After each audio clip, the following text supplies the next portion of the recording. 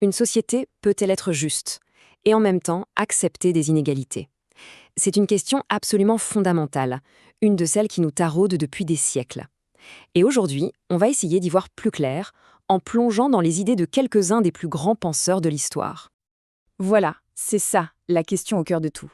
Elle a l'air simple comme ça, mais en réalité, elle nous oblige à trouver un chemin entre deux extrêmes.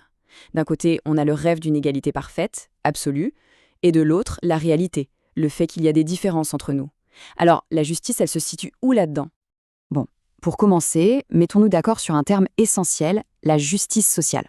Ce qu'il faut bien comprendre, c'est que ce n'est pas une loi de la nature, c'est une construction humaine. C'est l'ensemble des règles qu'une société décide de se donner pour dire OK, qui reçoit quoi et comment on fait pour que ce soit juste. Et l'un des outils principaux qu'on a inventé pour ça, c'est l'État-providence. Ce n'est pas un État qui se contente de faire la police et de défendre les frontières, non. C'est un État qui met les mains dans le cambouis, qui intervient dans l'économie, dans le social, pour essayer de corriger les déséquilibres. C'est vraiment un acteur central de ce débat. Allez, on attaque le premier grand argument. C'est la thèse qui dit que l'inégalité, ce n'est pas juste un fait de société, c'est une injustice profonde, quelque chose qu'il faut combattre. Et pour bien comprendre cette idée, il faut revenir un peu en arrière, jusqu'à Jean-Jacques Rousseau. Sa thèse, à l'époque, est complètement révolutionnaire. Il nous dit que le problème, ce n'est pas nous, ce n'est pas la nature humaine. À la base, l'être humain est bon. C'est la société, la vie en commun, qui a tout fichu en l'air. Et regardez ce contraste, c'est saisissant. Rousseau imagine une sorte d'âge d'or, un avant, où les gens étaient libres, en bonne santé, heureux. Et puis, il y a l'après, l'arrivée de la société et avec elle la propriété, la dépendance et au bout du compte, l'esclavage et la misère. La dégringolade est totale. Faisons un monde d'un siècle. Si Rousseau a identifié l'origine du mal, Karl Marx, lui, va pointer du doigt le moteur qui, à son avis, non seulement entretient, mais accélère cette machine à inégalité, le capitalisme. Et le cœur du réacteur chez Marx, c'est ce fameux mécanisme de la plus-value. C'est là que se cache l'exploitation, selon lui. L'idée est simple, un ouvrier travaille, disons, 12 heures. Mais son salaire ne correspond qu'à une partie de ce temps, par exemple 6 heures. Et les 6 autres heures? Ce travail non payé, c'est la plus-value, et c'est ça qui devient le profit du patron. C'est une pompe à inégalité. Bon, après avoir entendu des critiques aussi fortes, on pourrait se dire que la solution est évidente. Pour avoir une société juste, il suffit d'éradiquer toutes les inégalités, point. Mais est-ce que c'est vraiment si simple? Est-ce que cette quête d'égalité absolue n'a pas, elle aussi, ses propres dangers? C'est le moment d'explorer l'autre face de la pièce. Parce qu'une passion pour l'égalité, quand elle devient une obsession, peut se retrouver en conflit direct avec une autre de nos valeurs fondamentales, la liberté. Et cet avertissement, c'est Alexis de Tocqueville qui nous le lance au XIXe siècle. En étudiant la toute jeune démocratie américaine, il est à la fois fasciné et un peu effrayé. Il sent que cette passion pour l'égalité peut avoir un côté très, très sombre.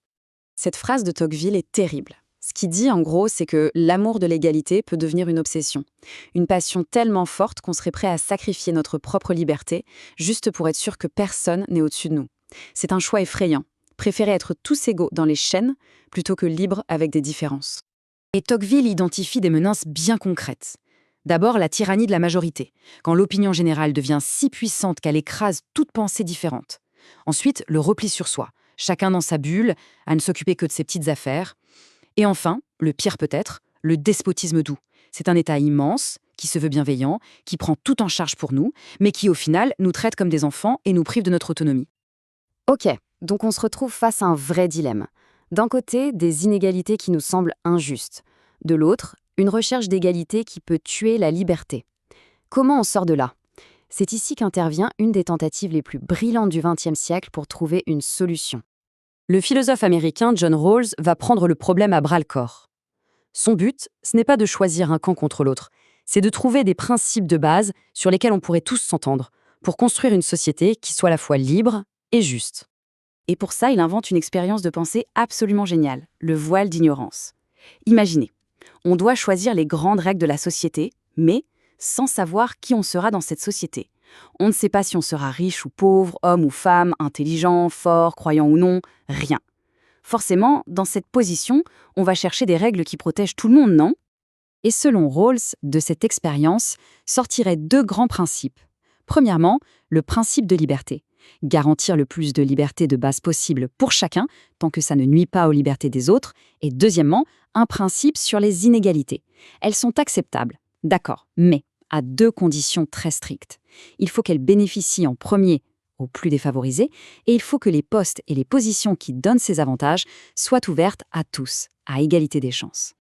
Et attention, il y a une hiérarchie très claire entre ces deux principes. La liberté, c'est la priorité absolue. On ne peut jamais, mais alors jamais, sacrifier une liberté fondamentale pour un gain économique, même si c'est pour aider les plus pauvres. La liberté, ça ne se négocie pas. Ce que Rawls réussit à faire, c'est de complètement déplacer le débat. La question, ce n'est plus un combat à mort, inégalité contre égalité. La vraie question, la question moderne, c'est à quelles conditions une inégalité peut-elle être considérée comme juste ? Au fond, tout ce parcours nous ramène à notre question de départ, mais on la regarde différemment maintenant. Peut-être que le but du jeu, ce n'est pas de choisir une fois pour toutes entre la liberté et l'égalité. C'est plutôt de trouver, de négocier en permanence, le bon équilibre entre les deux. Un équilibre super fragile qui, dans nos sociétés, est à redéfinir et à défendre tous les jours. La vraie question, finalement, ce n'est pas s'il faut choisir, mais comment on choisit. Tous ensemble, de construire cet équilibre.